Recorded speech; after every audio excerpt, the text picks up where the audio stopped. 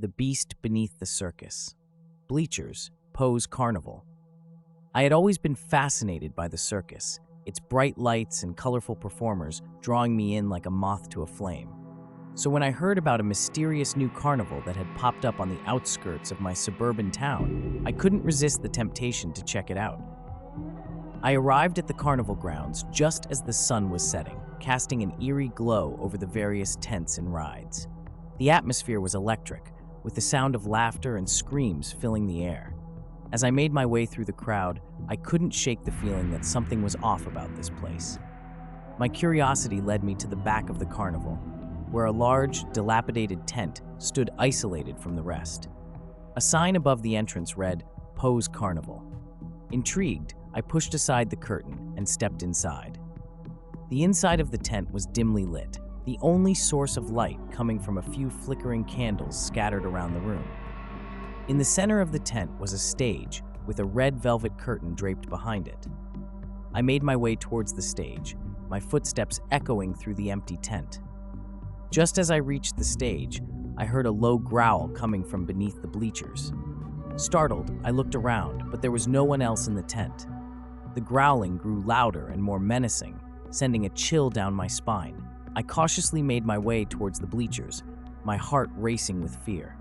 As I peered beneath the seats, I saw a pair of glowing red eyes staring back at me. The growling intensified, and I stumbled back in terror.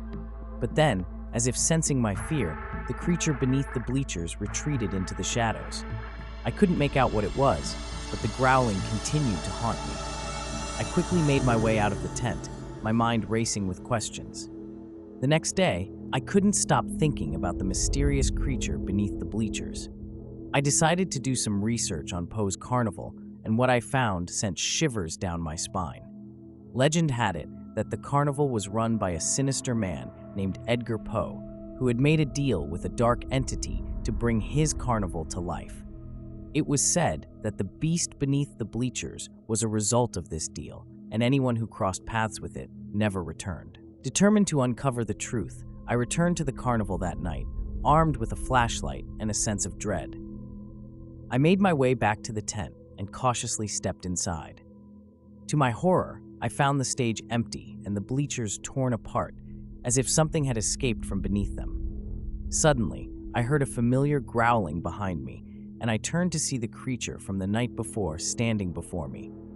It was a massive, hulking figure with sharp claws and teeth, its eyes still glowing with an otherworldly light.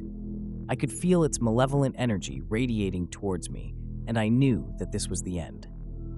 But just as the creature lunged towards me, a bright light flooded the tent, and I heard the sound of police sirens.